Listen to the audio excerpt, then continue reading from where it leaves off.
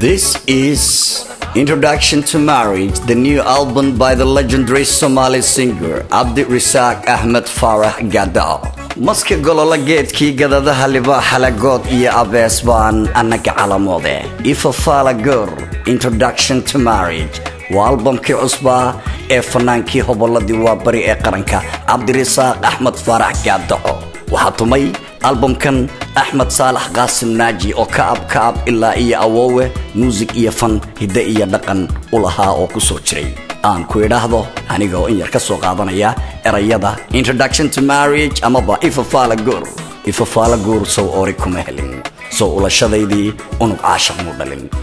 soo reexaan udgoon aqalkayga kuma shubin soo aayadaha quraankiyo akhriskoodii maan badin albumkan waxaa soo saaray shirkadda caalamiga ee muusiga caanka ee loo yaqaan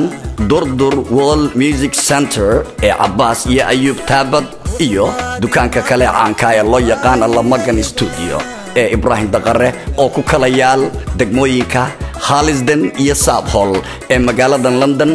wadankan midowga boqortooyada Ingiriiska ee marka la soo gaabiyo loo yaqaan MPI amaba United Kingdom ruux baadi maqan baahiyay baan ku badbaadin la boholyow dartaa naf bukaantay baan ku baxnaan la produced by Abbas,